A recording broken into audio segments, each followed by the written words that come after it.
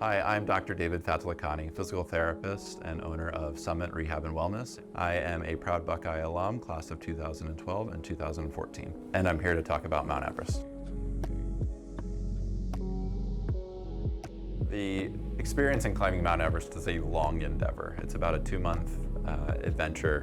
When you arrive in Kathmandu, you spend a few days to get comfortable there before you head out into the Khumbu Valley, and you begin the adventure from there. And from there, you really start trekking through the Khumbu Valley, which is this incredibly lush, beautiful valley where you're hiking between 8 and 10 miles a day, gradually increasing your altitude along the way.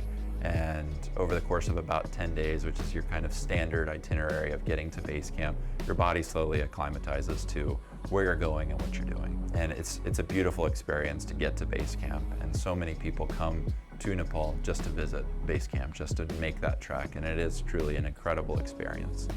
Once you arrive in base camp, you spend a few days to acclimatize and to adjust into base camp before you move on to your acclimatization rotations.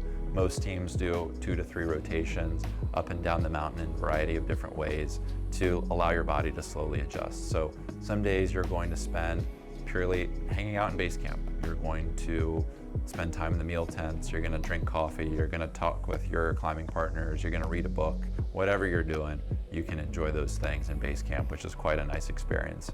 But then the climbing gets pretty real once you leave base camp. Climbing through the south side, you approach from the Khumbu Valley and then up through the Khumbu Icefall. So the Icefall is about a 2,000-foot vertical climb of fallen ice and seracs and just a crumbling glacier that is moving all day long, every day, and constantly shifting and cracking and moving down the mountain. You will use ropes to ascend.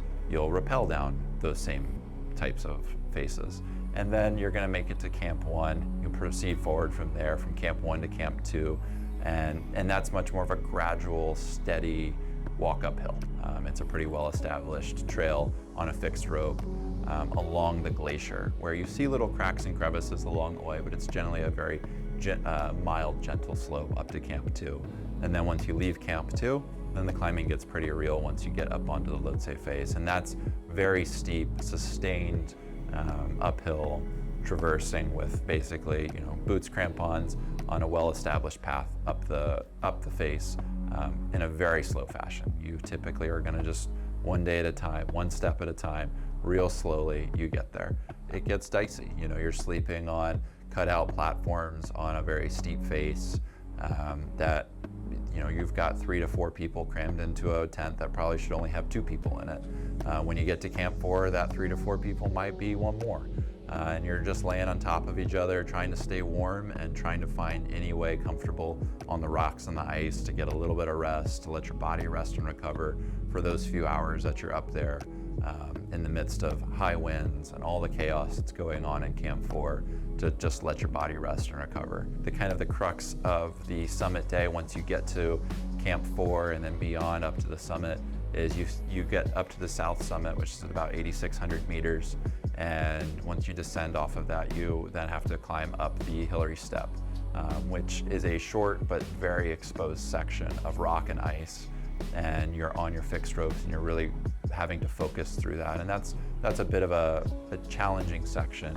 And then once you can pass that, you're on the summit ridge, and it's a fairly gradual uphill traverse up to the summit once you get up to 8,800 meters. And it's an incredible experience once you get there. But day to day, it's a slow process. It is not a race, and it's not something that you can rush through.